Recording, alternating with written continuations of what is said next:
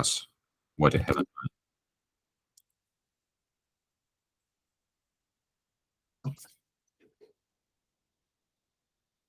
Honestly, if I have any questions, Yeah, of course. yeah, I do have questions. That's good. So first off, hey, how are you doing? Yeah, doing great. Awesome.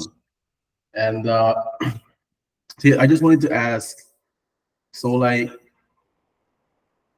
let me just check my notes here. Yeah. Okay. So, what I wanted to ask is, what I had, as I shared in the group a few days ago, I received well, it's like the second offer I've received in LinkedIn since like joining the program for Okay. yeah, like job offers, not for a BDR, but as a appointment setter. Uh, The first one, like they didn't want like to disclose on uh like salary. There was like, no, it's a competitive salary, but yeah, I'm not gonna leave like what I have for something that I'm not sure if it's gonna be good or not. So I just like didn't pull through with that. And the last one I had was a few days ago, last week. Um, but it was good. Like the offer was good. They were paying me more than what I'm being paid right now, and also they were offering me bonuses plus commissions. So that's good. but But I turned it down because they wanted me to go in like on weekends, but I already have, I'm ready. My weekends are already dedicated to something, and okay. also yeah, and also like the schedule was not good for me. It was like almost working like from like night shifts. I'm not I'm not with night shifts, so Uh, it wasn't working for me. So I just decided to, even though it was a better offer, I decided to keep with what's working for me now and allowing me to do the things that I need to do. So yeah, so following that line of thought, I just wanted to ask if you guys have, you know, so like once we finish the program, uh, will we be, like yeah, we will receive offers via LinkedIn as I received. Maybe not. But what? Other than that, do we have like any other options? Maybe like if you guys have like companies that you're have alliances with that could, uh, notice us through BDR Academy or something like that. so question number one, what lesson are you at right now? I'm currently, I think it's 12. Oh, really? So you're receiving offers while on lesson 12. That's interesting. Because Yes. point number one, when you complete lesson number 15, you will be transferred to a new group, uh, which is combined from the participants from all the other groups that made it through lesson 15. So we have a weekly call where we discuss interviews, where we discuss your emails that you send out to your potential employers, and actually we discuss your employment pipeline. So this is answer number one. Speaking about partners, yes, we have a database of our partners, and we have this, big database, not big, but substantial database of our students. You will need to provide your short resume, to record a short video message. Okay, and you will be added to the database that will be shared with our partners. But in order to do this, I believe you also need to complete at least lesson 15. Yeah. So this is like this is some sort of a benchmark here. And also speaking about the offers, the main part of the course is actually you reaching out to the companies that are looking for a BDR. So I really don't. So the fact that you got some offers your way it's great, but actually it's unexpected Yeah. Yeah. because the course is structured in the way that you create an ICP, you create a list of target accounts, meaning the potential employers, and then you start to engage with them on LinkedIn, and then you start to reach out to them via email and all the other tools, right? Mm-hmm. So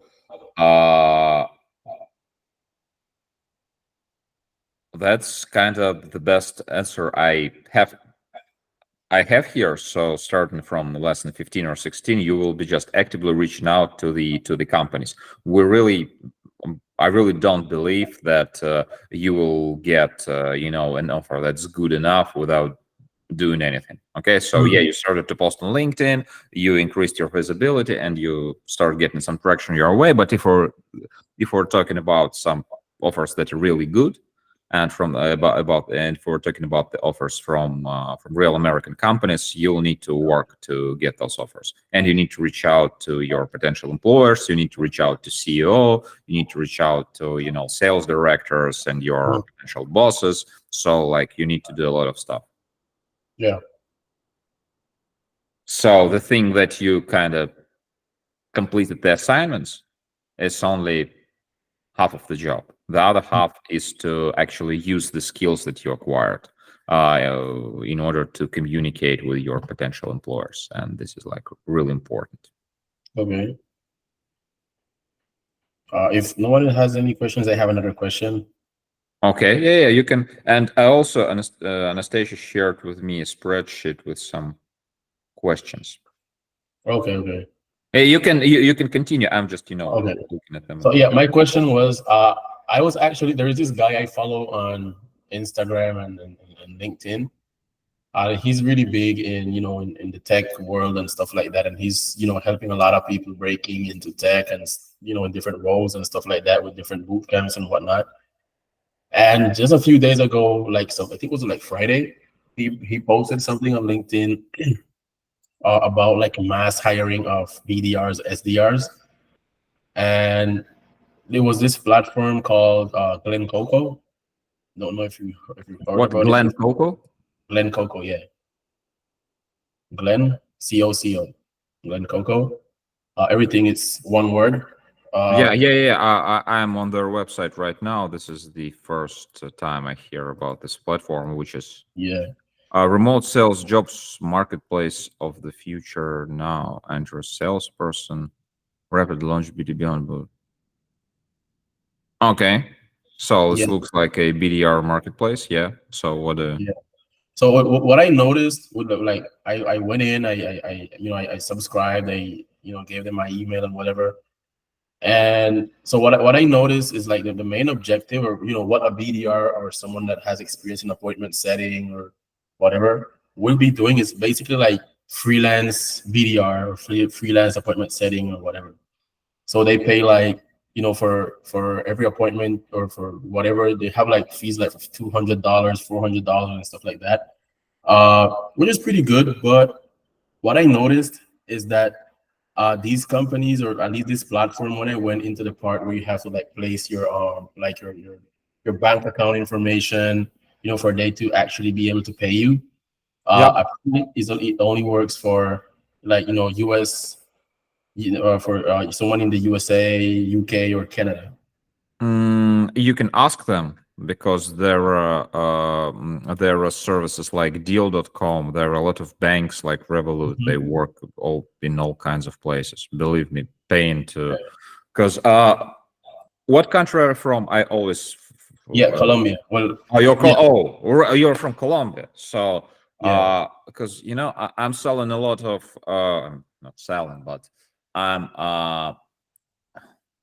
I have some clients who sell what's called nearshore outsourcing. So they sell basically software development based in Colombia, in Guatemala, okay, and the sell is to American companies, and this is a very popular trend right now, because American companies like to work with the subcontractors in the same time zone, right? And there are a lot of software engineers in Mexico, in Chile, in Colombia, even in places like Nicaragua, which I never thought about Nicaragua being like an IT country or something, but still. However, in Colombia, I know for sure that you have a very strong technical education there, and you have a lot of good software engineers in Colombia. So yeah, and my point is that there are no problems in paying from US to Colombia. Just No, yeah, I zero. know. Yeah, the company I'm currently working for, they pay through Gusto, so I know that's good. And you can just like there is an email on the website Yeah, okay. platform at glencockle.io, and you tell, hey guys, I'm a very qualified BDR and I've been working from American clients. I don't know, or you just make something up. Yeah. But I didn't understand whether or not I can be paid like from your platform, so it doesn't make sense for me to register. Yeah. They will, Because once I actually, like placed in my bank account information, it told me that Glen Coco cannot do payments to a bank account in Colombia. it's really strange. And for God's sakes, it's Colombia, it's not Venezuela, where Yeah. it's really hard to get paid. Yeah, but in Colombia, crying out loud, I'll send them an email. It's one of the top economies in South America. So yeah, I don't I'll see definitely send them an email. Yeah, just send them an email like a real DDR would do. Just me, guys. Yeah. I'm a bit confused. I like the platform, like the promise. I'm a very qualified BDR, but I live in Colombia, and I for several years I had zero problems getting paid by the US company. But when I entered my bank account, it looks like I can be paid by you. So this is like a real problem, or we can make something happen here. Yeah. No. And the platform, technically, you understand that this is like the freelance stuff. So you're not, because this is one way to go. Because I've been a freelancer for 15 years now. I had like 2 real jobs that didn't last a year, because in the end of the day, companies didn't want to pay me the commissions that I earned. Okay, so that was and I've been a freelancer, like consultant, contractor, you call it, however you want it, for 15 years, and I don't see any problem here. I didn't get any, benefits, health insurance. I have a health insurance, but I pay for it, with my own. So yeah, I never had a problem with that. But for some people, it's important to like be employed by a company and stuff. So my purpose for you is to like get like employed. I mean, with all the bells and whistles. But if such a but let me put it this way. I think that you understand that they're making money. They're making money on top of your commissions. So I think that this kind of platform is like a solution for a lazy BDR who doesn't want to look for freelance clients by himself. And he uses this kind of platform. So if I were you, I would register, because it doesn't hurt, it doesn't cost anything. But I really would go after some direct US employers using the framework we provide on the course. And especially in your particular case, you haven't completed even half of the course and you're already getting some offers. So this stuff is definitely working, right? So imagine what would happen if you complete the course. So right. I really wanted to do it more so because wanting to gain experience, in that's okay. Once again, some of our students that they're getting this, part-time commission-only gigs just to practice, which is fine. Yeah, this is fine. This is not the final purpose of the course. But this can be like some new experience. You can just try whether or not like you like the process. So we provide you with all the tools, like everything that you need to know in order to become a BDR. Believe me, all the tech stuff, link. You're better equipped than 95% of the entry-level BDRs who were born in America and who start their careers in SaaS sales. And on top of that, once again, we spoke about this quite a few times. You have some additional advantage. You're experienced, okay? Yeah. So you've done some stuff in your life, okay? So you're not 20 years old, mostly, yeah? So you have you have some life experience, and this life experience can be converted in some, sales and stuff, and which means that you really can make a very lucrative and kind of quick career in SaaS. Yeah, you will start like as a BDR, but in a year or two, you can become an account executive or enterprise account executive, and the salary levels there, you can check. Yeah. Okay, so yeah. That's it. I think I have no more questions. Go ahead. Right. Danny, I see your hand. Hello. Yeah. Hello. Good afternoon. How are Good you afternoon. today? Yeah, doing great. Thank you. Thank you so much. Okay, excellent. My question was about the weekly activity report. Yeah. It says on there meaningful comments. What exactly is a meaningful comment? Meaningful comment number of meaningful comments. Yeah. So meaningful comment is when you find a company that you're interested in, which fits your ICP bill. Okay. So you remember the ICP assignment when you select the criteria for the companies that can be your potential employers. Then you start adding some of the executive from those companies to your LinkedIn network. And if those executive post something on LinkedIn, you comment under those posts in order for them to see you, but you don't comment like, "Oh, this is a great idea." Yes. This is not a meaningful comment. Meaningful comment is when you ask some interesting question, or you just show that this comment was not generated by AI. That's what a meaningful comment means. Because right now, 95% of the comments are generated by AI. There is just, the software. There's just, "Oh, great job. Couldn't agree more." So this is not a meaningful comment. Meaningful comment is when you show that you understand what the person wrote and you have maybe some additional take, or you want to like add something to the discussion, or you want to ask a question. Okay, this is what a meaningful comment is. Hope that helped. Okay, yeah. Basically, I want to learn more about what they're saying because it's interesting to me.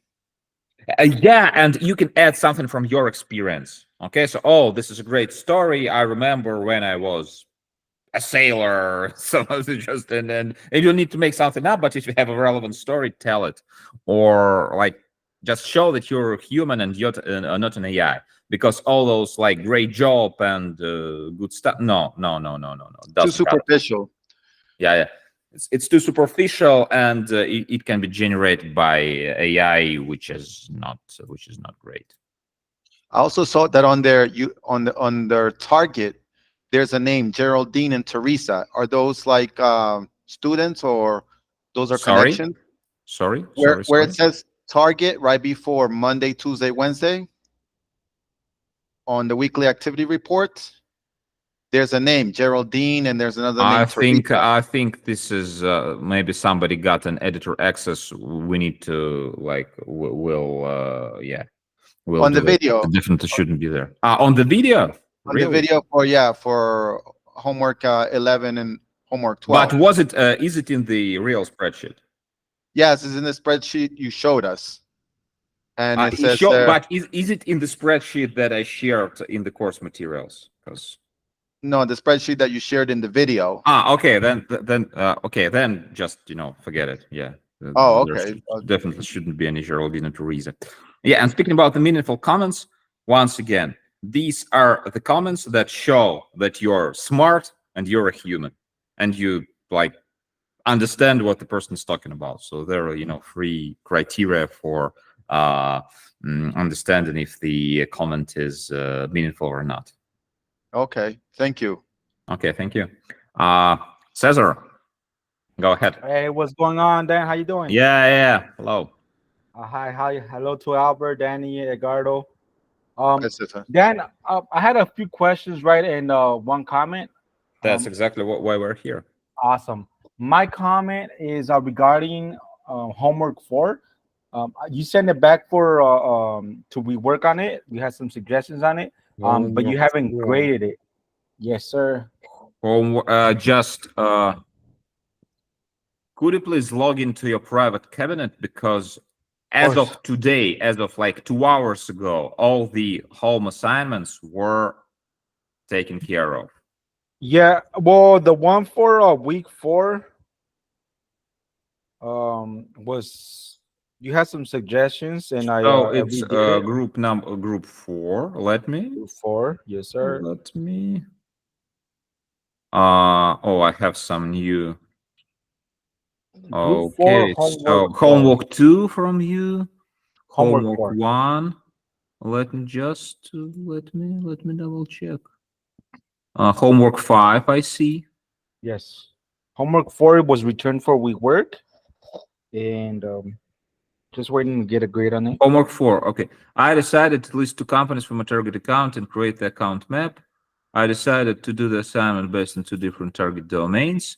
And it's not credited. So could you please like resend this homework from your side, and then I'll be able to grade it. Well, it's on the bottom. It's all the way in the bottom. It was resent on the bottom. Just resend it, and I'll take care of it. Oh, wait.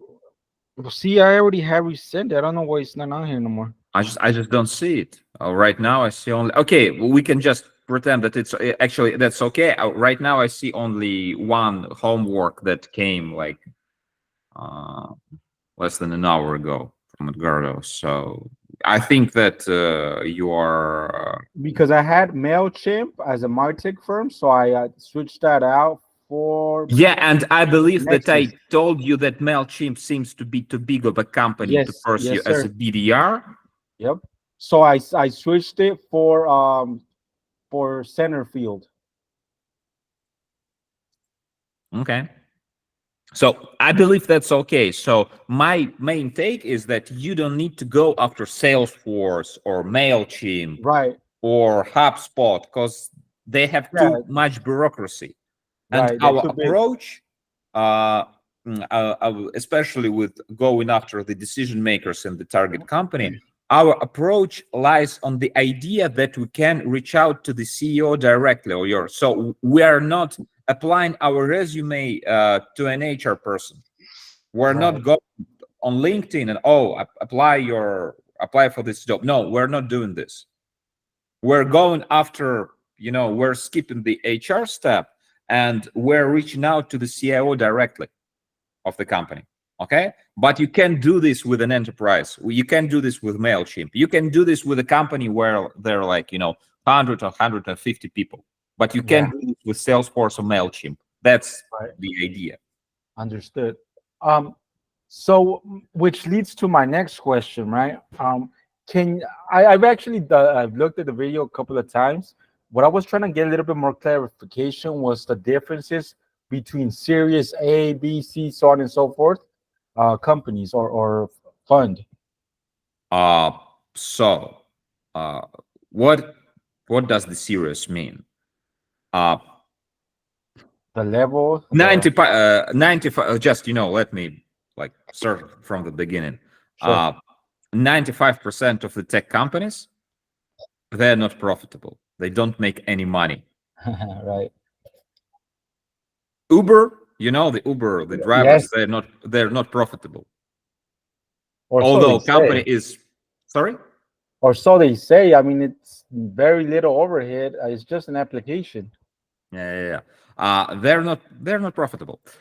They just they increase the market share, and sometimes where there will be driverless cars, they'll take just all the money that they're paying to drivers. They're just taking them to themselves because all the cars are driverless. That's their business I mean, model. it's they're not profitable because they keep buying companies. Yeah. That's exactly. And in order to finance this, they need to always look for some investors who will buy their shares and so on. So, if we're talking about the funding stages, $80 a share now. Yeah. So, if we're talking about funding stages, first there is the pre-seed. When you just starting out, you need to build at least some sort of a product to show that it works. Then there's seed level investment, when you need to make like at least like one sale, okay, just to show that somebody wants this product. And then after you got the seed level investment, you go to the A round, and you need to scale, and like you need to at least show that the business can be profitable. So Right. the A stage is the stage at which company starts to recruit BDRs. And then there is B, C, D, and technically there is a funding stage. Funding stage usually is like, it's enough money for you to run the company for 12 to 18 months. And after 18 months, you're going after more money. That's how Right. it works. Okay? So, Yeah, I yeah. think I got it now. It makes more sense. Yeah, Okay. and our purpose is to go after A or B, A or B stage companies, because they are not too small. Okay? Their product is already selling somehow, and they're not too big, they're not too bureaucratic, and this is our sweet spot. Because once again, if you apply for a job in American Salesforce, you will be instantly disqualified, because all the resumes, this first layer of verification, they are assessed by an AI, by a machine. And Right. if you just apply from an account that's not from US, you don't have any chance of going, to the next stage, Makes sense. because there is just it's a filter. Mm-hmm. It's a filter that it's a filter that instantly disqualifies you if you're like if you're not from US or Canada. Okay? Right. But with an A-level company, you can write to CEO and say, hey, yeah, I'm not from US, but reason number 1, reason number 2, reason number 3, reason number 4. Okay? And if the CEO is not an idiot, okay, and if you show yourself as a qualified candidate, there is a way to make things work. Once again, my example, where did the idea of the BDR Academy came from? From my IT business, where I sell software engineers to US companies. Okay? You just need to understand that 80% of the software for Tesla isn't written in US. It's not made in US. Okay? It's made in Ukraine, it's made in Colombia, it's made all over the place, but not in US, because in Palo Alto, the average salary for a software developer is, let's say, $400,000-$500,000 per year, right? Wow. And this is it. It's just average, yeah. And in Ukraine, a good salary is $5K per month. It's like 60 or 70. You do the math. Yeah, for sure. Okay, and that was my idea. Okay, so maybe if it works with the programmers, maybe it can work with the BDRs. Okay, and this is my idea. And if you apply for a job in the in a company that's very big, okay, you won't have any chance, once again, of speaking with the CEO. And the recruiter on that part, usually it's, sorry for sounding sexist, but like 99% of the time it's a woman, yeah. And her main goal is to follow the system, follow the procedure. She doesn't care if you are a better BDR than a US guy. She just no, we have this job opening, US only, so that's US only. But if this is an A-level growing company, and you're reaching out to a CEO, especially if the CEO is an immigrant, let's say, guy from South America, guy from Europe, guy from China, I don't care. The guy is an immigrant. You can pick, you can come up with something, right? And that's the idea behind the process. That's it. Because most of you are living where you live, and you don't want to move to US, but you want to get US level salary, right? Yes, sir. Yep. That's actually, frankly speaking, that's exactly what I'm doing for my whole life. I make money in US. Most of my money comes from US, but I don't want to live there for numerous amount of reasons. Right. That's the point. That's the deal. So I'm not sure if I answered your question, but You actually did, right? my next question is regarding a comment you made before regarding why it's not wise or why you don't recommend a starting BDR to work at a startup firm, right? That you suggested that a BDR get more experience first, and if then he wants to go back to a startup, then that's a good plan. And the reason I asked that is because I find myself working for a 3-year-old company right after the first one I used to work. The one before this one actually went bankrupt, so I left. And the one I'm working on they've been around since 2015, but the campaign that I'm in has been around for about 3 years, and it's very hectic, to say the least, right? And I feel like I'm already like, it's like you said, it's exactly like you said. I'm like the best salesman there, and I consider myself a beginner, So it's like it doesn't make sense to me. It doesn't add up. And also, all those entry-level companies, they are not paying a big salary. Correct. If you want to practice, as a BDR, and if you are desperately need somewhere like to work for a pure performance, for a percentage, be Right. my guest. Yeah. But my take on this is that if you apply some effort, and if you if you're creative, and if you follow the system, you can get a good job offer from a US company. For sure. Oh, I've had I've had really good job. This one's not too bad. The salary is not too bad. But again, it's like you said, I'm just using it as a practice. Like, whatever. I'm not too worried about it, whether I keep it or lose it. I know. And also Eventually- in tech sales, in SaaS, there is a career trajectory. Once again, I'm not promising you that in 3 years you will be enterprise account executives. But if you will, these are the guys who are making like hundreds of thousands of dollars per year. And this is the Right. whole other story. If you Okay. will be able to close a major deal, because BDR is technically it's the appointment setter. Okay. This is like a fancy Right. way of calling an appointment setter. Yeah. Business Well, see development. that the thing is, what we sell is not inexpensive. So when you compare that to the salary I'm making, it doesn't add up. I mean, I'm the type of service that we sell is I mean, it ranges from anywhere from $5,000 to $70,000, right? And it's like Your commission should be. I'm not asking you, about your salary of compensation, but the fair commission is like 7 to 10% from those deals. That's fair commission. Right, exactly.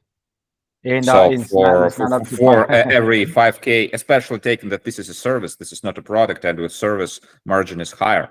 And from every 5K you're bringing to the company, at least 1/10 of this should be yours. Yep. And I actually just got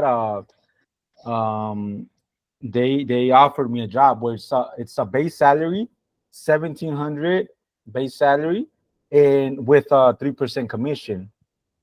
Right. So that one, I mean, that's more like it. That's actually that's close.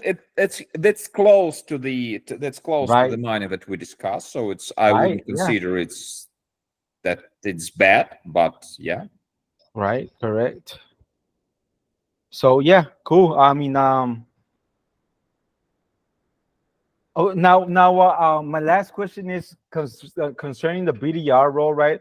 It sounds from what we've been learning that it's more of not so much about volume, right? Where you make I don't know. Oh, 100, actually, this is the 200. question that I see on my spreadsheet, and I believe that Awesome. it was you. I think it was you, yeah? Yes, Right. it was. Sandra, yeah, Yes, it's yes. you, yeah. And yeah, in 2024, being a good BDR is doing less touches, but making those touches more personalized. Because Right. in 2024, any imbecile can make cold outreach. Exactly. With AI, with just, you don't need to have any brains whatsoever. You just, I don't know, Yeah. a child 2 years old can just, it'll be okay. Right. Yeah, but so in order to get the attention of the target executive, you need to really do your research. That's why I don't ask you to send like hundreds of emails. No, send like 1, 2, 3, 4, 5, but spend some time prepping this email.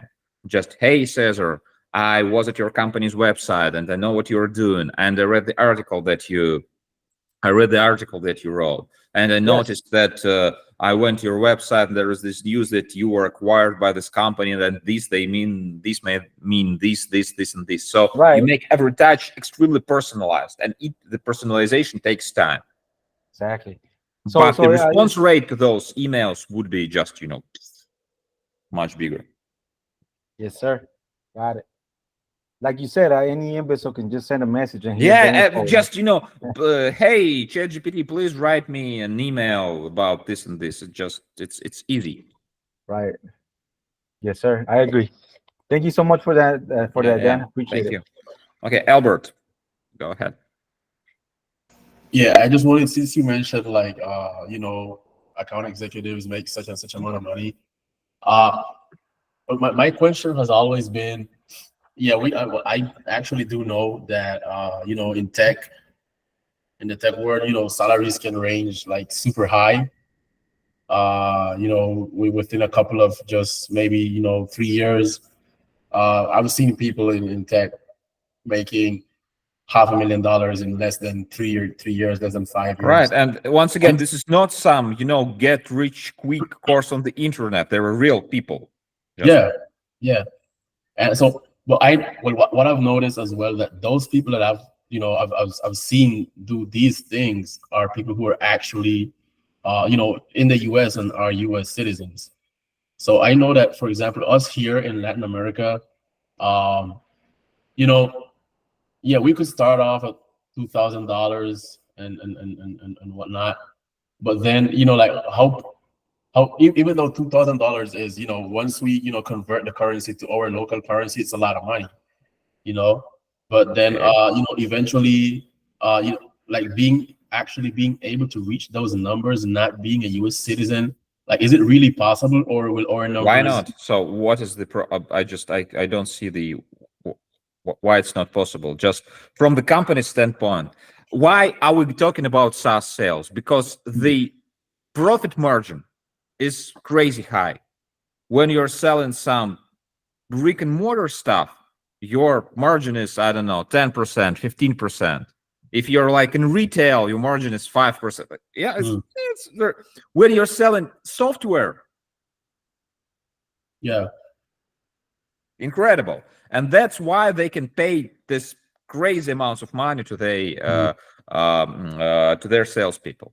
And just imagine that you're a CEO of a tech company and you have this Albert guy who lives in Colombia and who brings, I don't know, a couple of $1 million in recurring revenue per year working as an account executive. Why should I care if Albert is an US citizen or not? Just why? There might be some taxation, and you understand that all those, $300,000 or $400,000, it's not like pure net. Okay, you need to pay taxes, and it really depends, and yada yada yada. But it's still like, even if it's like half of her third, it's still, you can live on this. But why should I care? Just why? I don't. If you're a commodity, okay. So if there are two, I don't know.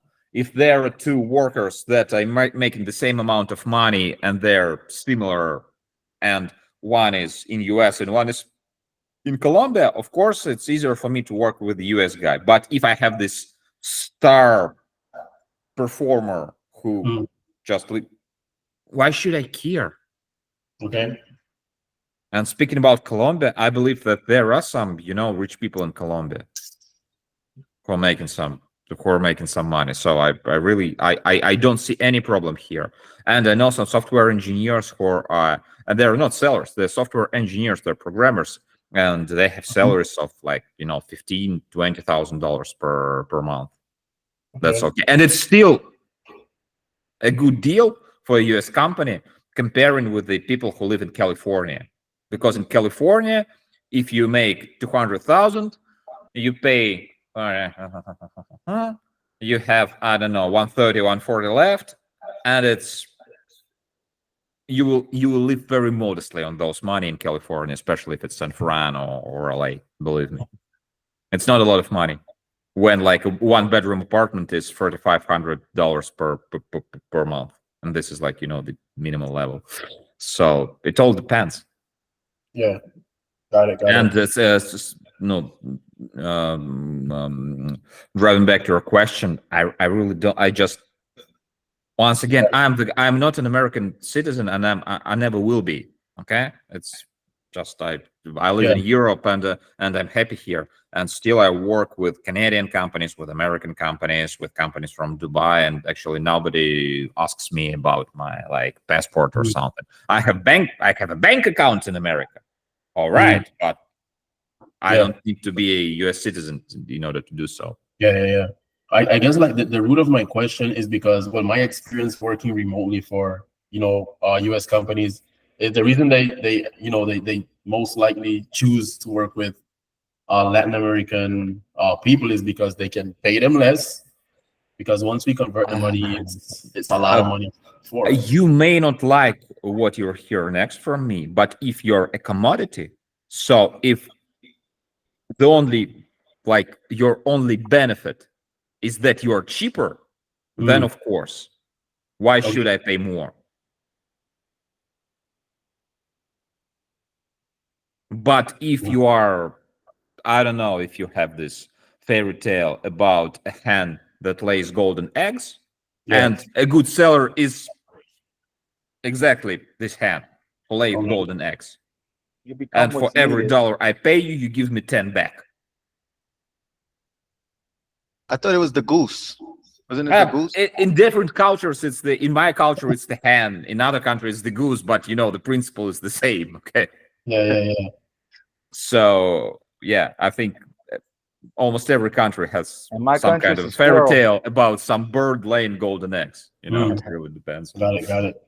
But somewhere maybe it's a crocodile. Okay. It's a squirrel. In Mexico, it's a squirrel. So and then it's golden nuts, right? Yeah. Okay. Okay. But once again, if you are a commodity, then of course your only advantage is that I can pay you less. Okay. But if you are just a talent who outperforms talent from the US, but you don't live in US, but you live in the same time zone, you speak perfect English, and so, you know, and you know, the accent thing in US it's just hilarious, because, you know, talk with people in Florida, half of them speak Spanish, for God's sakes. So you would say the starting salary is about 25,000 to 30,000. Sorry, 25 to 30. This is a big gap. The starting salary. For what? For whom? For BDRs. You can go to rapview.com. It really, so 25 to 30. It's like, you know, the bare, like the minimum. Yeah. And there are BDRs who have a base salary of 50, 60, and they have an OTA of 100. We're not talking like some exact numbers here. We're talking about the principle. So once again, it's very important. Yes, there are niches. Let's say there is a call center. Okay, when you, like, I don't know, you call to some Walmart hotline and you've been redirected to India. Okay, because you can pay less to people from India, right? And you're a commodity if you're working in a call center. But if you're a seller, and if you're performing as good as the people from America, or even better, which I really wish you to do, to sell better than Americans, then I really don't understand the essence of this, you know, the Yeah. essence of this commute. So why should I care where you live? Of Okay. course, if you live once again in Venezuela or in North Korea, where I just can't technically Yeah. send you stuff, then it's okay. Although in So- Venezuela, you still can use Bitcoin or stuff, yeah. But Would you recommend, for example, in my case, since I had like, you know, like those job offers of people reaching out, would you recommend that in your case, I would recommend to talk to everybody. Yeah. To Well, I talk did to talk everybody and go to all the interviews. I Yeah. would recommend you to go to all the interviews and Okay. say, yeah, I can do this, I can do this, I can do this. And you just the worst thing that can happen, you'll just train yourself in saying some numbers that you think are big aloud. I mean, like, I want like 3K base salary. Okay. Okay. And if you can, like, and if you can, uh, not adjust, but if you can make sense out of this number. So, okay, guys, my quota is, I don't know, 30. Just making it out of my quota is 30 meetings per month. Out of every 4 meetings, you make one deal, which is, I don't know, 25-30K on average. Okay, let's do the math. So, and you can just then, okay, then maybe paying me 3K per month is a good deal. Okay, so Yeah. So yeah, what I was going more towards is, for example, with the company I'm working now, like, should I let them know, even though I already turned down like those offers because it wasn't working for me at, you know, with their terms and stuff. Should I also let them know, because I already told my supervisor, like, hey, like, I just wanted like her recommendation or her advice on, you know, because most likely I might be receiving more offers. So if I should receive any more offers, I just want to let her know that, yo, well, I'm out here. People are reaching out to me. I'm not reaching out to anyone. it really depends on your relationships with your current Yeah. employer. Yeah. If they understand that this is a temporary gig for you, and also if they understand that they can't offer you something better Yeah. for some reason, then that's okay. So yeah. So Yeah, if 'cause- they understand that kind of they may be underpaying you, but for some reason they can't pay you less, and they just, you know, yeah. yeah, because they have mentioned like raises, but well, you know, they're going through some stuff and they're trying to figure it out. But yeah, I just wanted to let Yeah, them know but this raise, what it would be, you know, 5%, 10% raise, I don't think that it will make any significant difference. It will just, Yeah. you know, it will just catch the inflation and Yeah. make sure that this is a good. So if I were you, I would go to all the interviews that you know, just to practice saying I want 3K per month, just for the sake of doing it. Okay. I'll do that. And yeah, that's the best. I Yeah, have one question about the personalized request. yeah. You mentioned that if you make too many, you could be considered a spammer. I So think that the about LinkedIn 10 limit severely limited the amount of requests that you can send like a few weeks ago. So actually, the problem took care of itself. Oh, you can You- send as many as you want. No, you can send very little. Just it's the opposite. I think now it's like 10 per month or something. You just what I would do right now with LinkedIn connection request. First, I will comment on the people's post, on the person's post. Okay, I'll engage with his or her content, and then I will send a connection request.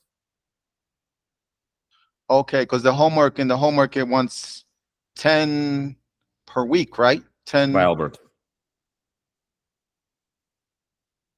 10 Yeah. requests, 10 requests per week. Yeah, 10 requests per week, but you can do them blind request. And once again, if I were you, I would do the requests after I engaged with the person on LinkedIn. So I read your post, I left a comment, you liked it or you replied to me, and then I added you to the network. Okay. This is how it works in 2024. Okay, thank you. Yeah, Edgardo. please. I Hey think guys, good you- afternoon. yeah. Well, Afternoon. you were talking before about acquisition level, right? Yeah, But right. I got a question in this topic. You mentioned it previously. There is a pre-seed, seed, and series A, B, C, D, right? Yeah, right. But I found out in Apollo IO there are some other acquisition level classifications, such as venture, debt financing, and other undisclosed. So, So non-disclosed means an that angel. the company doesn't disclose the level of financing. Venture, actually, it means that the company was given money by so actually venture can mean seed, pre-seed, A, B, C, D, everything. Venture, it means like the venture capital firm gave some money to this startup, and they don't disclose what stage it was, right? Right. So venture, it can mean anything. Yep. And what about angel and debt financing? Angel is usually the financing at the very early stages. So angel investor is like, I don't know, like me. Okay. So angel investor means a private person. So I'm not a venture firm. I'm not a fund. Yeah. I just a guy who, oh, Edgardo, I see that I like your idea. So I'll give you, I don't know, 50K for 10% of the company. Okay, so angel could be like a pre-seed, something like that. Sorry? It's like, yeah, it's pre-money. So it's usually pre-seed. Yeah, right. It's the idea stage of the pre-seed stage. So Perfect. this is there are actually free Fs and angels. So free Fs, it's fools, friends and family. Okay, the people that you borrow money from, and also there are angel investors. So these are usually the people who give you money at the early stages. Okay, and what about debt financing? What? Debt financing. Debt financing, as far as I can tell, it's like a loan from the bank. So it's like, yeah. So it's not venture venture related. So I really would recommend you to stick with the ABC pre-seed because it's very universal recognized scale, and you can use it like in all the instances. Okay, perfect. Got it. So that's my question. Okay, sorry. You were mentioning about some because like an internship, right? Yes. I'm very interested. Maybe I could spend like 2 hours practicing these skills. How can I join this and jump in? Oh yeah. So I think we were speaking about internship. Like, if I believe that you can become an intern for almost any company that you want, you can just write them. So guys, I understand that you're not looking for a BDR right now, but maybe I can be like an intern. You don't need to look for an opportunity, quote unquote. Just write to a company you like, especially if it's not a big one. Okay. Once again, it really depends on your strategy, because some of you're already your seasoned sellers and you want to like get a solid job straight from the get-go, right? Some of you are open for some, this kind of internship work. Yeah. And I'm not saying that there is a right or wrong way to do stuff, but you all are in different situations. You all have different skill set. So do what's best for you. Do what's best for you. Okay, got it. And also, guys, Thank- I think that will be the last thing that that I'll say today, because we have only 3 minutes left. I'll just a swift reminder that if you complete the lesson 15, you will be transferred to the super group, which consists of all the students from all other groups. And we have a weekly meeting where we discuss, your interviews, your pipeline, the emails that you send. So this is a very different dynamics, because right now we're just discussing the materials of the course, actually. Yeah. And in that group, actually, almost everybody went through the course, and we're actively starting to look for an employer. And everybody, shares the experience, who got this interview, who got said what. So guys, please make sure that you made it to the lesson 15. And if I kind of accept the your 15th assignment, you can write to Anastasia, our community manager, and she'll add you to this new. It doesn't require any additional investment from your part. It's all included in the price admission of the course. But this is like this, new thing that I decided to build. So please make sure that you took care of at least first 15 lessons of the course. But Thank you. I'm learning a lot about how to interact on the page of LinkedIn. Yeah. That's great. I see that, all of you that are doing stuff, that you're completing the assignments, you just see that something is changing. Yeah, that you see that people start engaging with your LinkedIn content. Your people start adding you on LinkedIn. So the good things happen. But the problem is if you just watch the lessons and don't do anything, nothing will happen. The materials are only half of the course. Other half of the course is the implementation. You need to research the target companies. You need to send them emails. You need to add them on LinkedIn. You need to go to interviews. You need to negotiate, your salary and stuff. Because without this, the course is it's not worthless, but it's just some tips and tricks that you learn. But I want you to succeed and to become BDRs on the US market. Thank you. All right, guys. So with that said, I think we should Cesar, one last question. One last question. I uploaded the assignment again. I don't know if it. You uploaded assignment again, and Yes. I'll look at it right after I finish our Thank you, sir. after I finish our call. So guys, technically see you in 2 weeks, but if you will be able to send in the 15th assignment, the first 15 assignments, maybe we will talk next week, because this new super group, we have weekly meetings, we have weekly pipeline reviews, and the work there is really, really intense. With that said, I wish you all a great day. Thank you very much, and looking forward to talking to you soon. Bye-bye. Bye-bye. Okay, Cesar, Danny, Dan. Bye-bye. Thank you.